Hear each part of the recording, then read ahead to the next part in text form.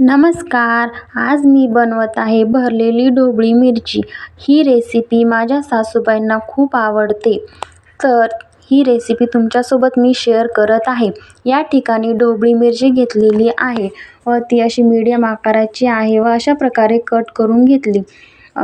मसाल्यासाठी खोबर, लसूण आणि थोडी कोथिंबीर इथे ॲड करून इथे मी हिरवं वाटण वाटून घेतलेलं आहे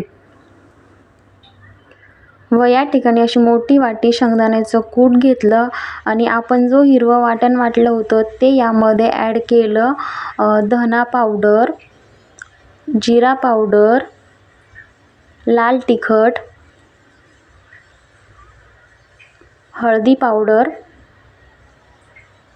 काळा मसाला, हा घरगुती काळा मसाला आहे, मीठ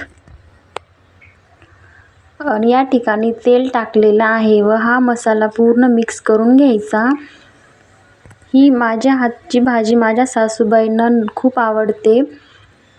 तुम्हाला पण नक्की आवडेल. एक वेळेस ट्राय करून बघा. हा मसाला पूर्ण मिक्स करून घ्यायचा. हे बघा, कलर पण किती छान आलेला आहे मसाल्याला आणि व्यवस्थित मिक्स झालेला आहे. त्यात मी कट केलेली बारीक कोथिंबीर परत ॲड केली वरतून व ते मिक्स करून घेतली आणि त्या ढोबळी मिरचीमध्ये व्यवस्थित तो मसाला पूर्ण भरून घ्यायचा. ही खरंच भाजी खूप छान लागते खायला, चवीला तर एक नंबर होते आणि जास्त वेळ पण लागत नाही भाजी बनवायला. हे बघा, पूर्ण शिमला मिरचीमध्ये माझा मसाला भरून झालेला आहे. आता इथे भाजीसाठी मी ती कढई घेतलेली आहे. त्यामध्ये तेल टाकून मोहरी ॲड केली, जिरे आणि हिंग पण टाकलेला आहे. आता त्यामध्ये तो मसाला भरून घेतलेली ढोबळी मिरची ॲड केली व ती तेलामध्ये व्यवस्थित परतून घ्यायची आणि डाग येईपर्यंत परतत राहायचं. थोडंसं वाफेवर प्लेट झाकून ठेवायची व वाफेवर होऊ द्यायची. या भाजीला शिजायला 15 मिनिटे लागतील, जास्त वेळ लागत नाही व खायला अप्रतिम भाजी होती. हे बघा, त्याला डाग लागलेले आहेत आणि आपली ढोबळी मिरची पण बऱ्यापैकी शिजलेली आहे. हे बघा, बघू शकता तुम्ही.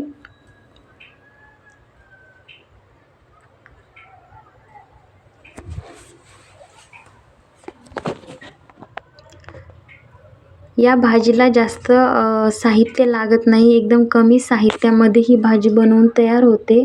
यात मी गरम पाणी केलेलं ॲड केलेलं आहे व परत हे थोडं वाफेवरती आणखीन शिजवून घेणार.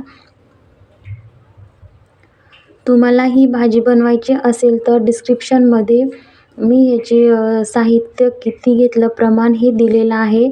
तुम्ही त्या ठिकाणाहून बघून भाजी बनवू शकता व बनवल्याच्या नंतर कशी झाली ही कमेंट करा.